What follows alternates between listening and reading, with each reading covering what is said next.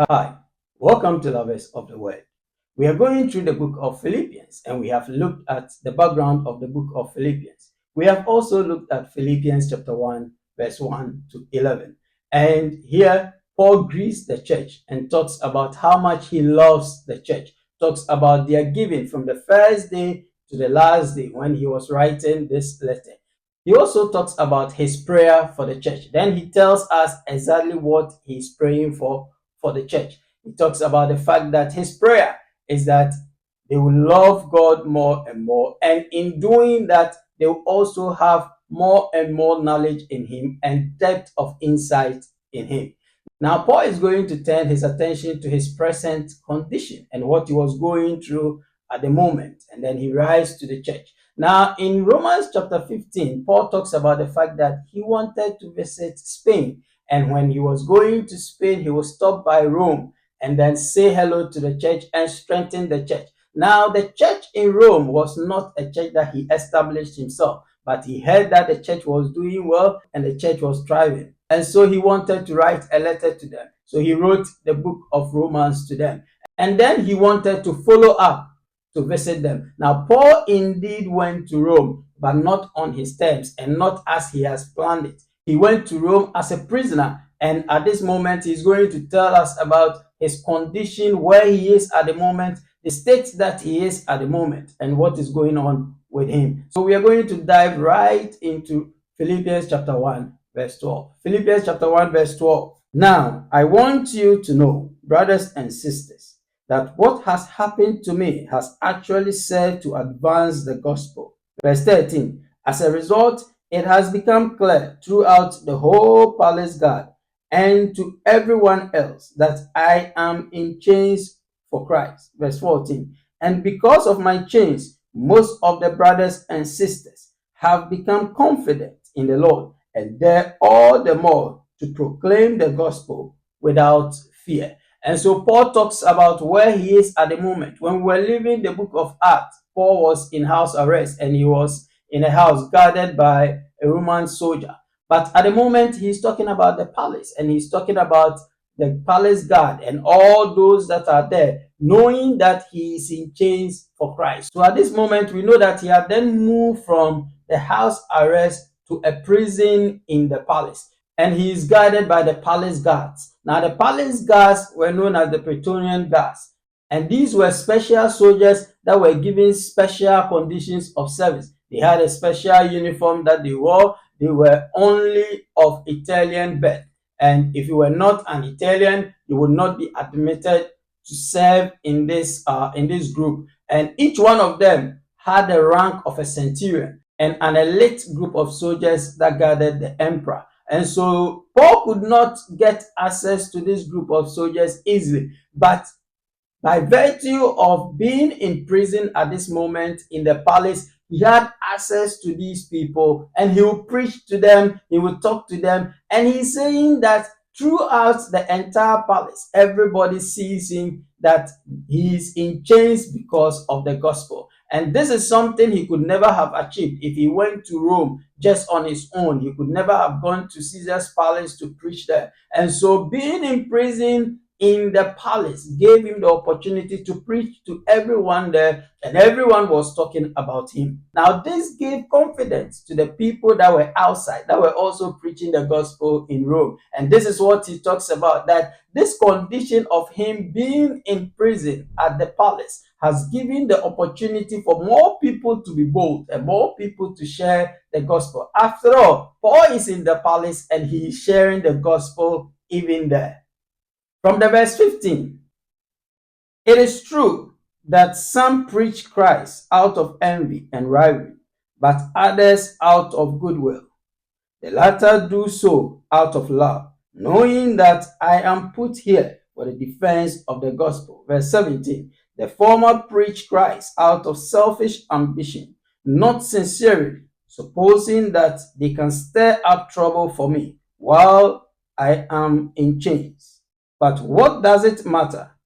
The important thing is that in every way, whether from false motives or true, Christ is preached, and because of this, I rejoice. Now, Paul finds something to rejoice about in prison. This actually was not a very good situation that he is describing. Now, whilst he was in prison, there were a group of people that were preaching the gospel out of a kind heart, and they wanted to do the work of ministry, and they were propagating the gospel out of love and out of kind ambitions. But there were another group that opposed the ministry of Paul, and whatever they were doing was in rivalry. They were trying to prove to Paul that the gospel can still continue whilst he is in prison. Now, Paul looks at this, and it is interesting that the tone that he takes in the book of Philippians is an interesting one. Here, he doesn't lambast them, he doesn't talk harsh to them, he simply describes the situation and what they are trying to do. You see, Paul always had enemies and always had people who opposed his ministry. In 2 Timothy, he talks about Alexandra, and he talks about people that have opposed his ministry. In the book of Galatians, he talks about the Judaizers, and the Judaizers were a group of people who were preaching that you could not be saved unless you became a Jew. You could not be saved unless you are circumcised. And these were people that spoke about Paul's ministry, and they were always opposed to the things that Paul was doing. Now, another group also came up in Rome. And despite the fact that Paul was in prison, they didn't care about that. They still opposed the message of Paul. And they were preaching just to make Paul jealous, that even though he is in prison, they are doing the work of God. The work of God is still thriving. And Paul looks at this situation and still doesn't find anything wrong to say about it. And this shows the maturity of Paul at this moment. He has a unique way of looking at life. And he says, what does it matter? Whether they preach it in rivalry, whether they preach it in love. The good thing is that the gospel is being preached and lives are being saved. Now, this is a good perspective because Paul shifts the attention from the messenger to the message. That no matter who is the carrier, the message is still going on. And he believes in the power that is in the gospel and says that still lives will be saved. So he rejoices that lives are getting saved, and he has no problem with whoever is preaching and whoever is saying it, because the most important thing is that the gospel is being preached. Then Paul continues and said, yes, I will continue to rejoice. Verse 19, for I know that through your prayers and God's provision of the Spirit of Jesus Christ, what has happened to me will turn out for my deliverance. Verse 20, I eagerly expect and hope that I will in no way be ashamed, but I will have sufficient courage so that now, as always, Christ will be exalted in my body, whether by life or by death. Verse 21, for to me, to live is Christ, and to die is gain. Verse 22, if I am to go on living in the body, this will mean fruitful labor for me. Yet, what shall I choose? I do not know. I am torn between the two. I desire to depart and be with Christ, which is better by far. Verse 24. But it is more necessary for you that I remain in the body. Verse 25. Convinced of this, I know that I will remain, and I will continue with all of you for your progress and joy in the faith. Verse 26, so that through my being with you again, your boasting in Christ Jesus will abound on account of me. So Paul shifts his mood to reflect on the impending judgment and the court case that he has at hand. You see, when Paul was arrested, he thought that he wasn't getting a fair trial. And as a Roman citizen, he could plead for his case to be heard by Caesar. So that's what he did. He said that he wanted his case to be heard by Caesar. So he was taken to Rome for Caesar to now sit on the case and give a judgment, whether he was guilty or not. Now, two things could have happened to him. It's either he was going to be set free or he was going to be killed. And so he reflects on this and he says that for him to live is Christ and for him to die is gain. And so if he lives, he was going to do the work of ministry and the church is going to benefit from that. But if he dies, he's going to Christ. And that is much more better. That's what actually the Greek says. And that is far better than anything that can happen to him. But he reflects on his usefulness for the church, and he doesn't want to just leave the church in a state that he will not be proud of. So he talks about the fact that he doesn't know what is going to happen to him, but for him, whatever that happens is gain. So I would like to ask you a simple question. What are you living for? What is your life all about? What is your life in Christ all about? What is your life outside Christ all about?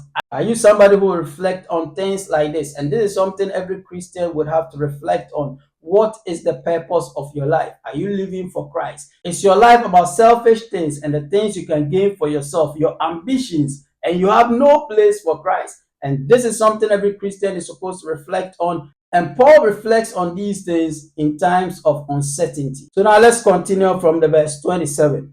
Whatever happens, conduct yourself in a manner worthy of the gospel of Christ.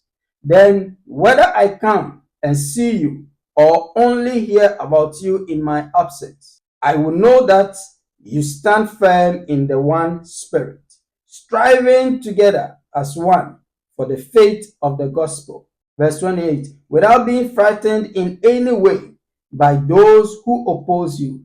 This is a sign to them that they will be destroyed, but that you will be saved, and that by God. Verse 29, for it has been granted to you on behalf of Christ, not only to believe in him, but also to suffer for him. Verse 30, since you are going through the same struggle you saw I had, and now hear that I still have.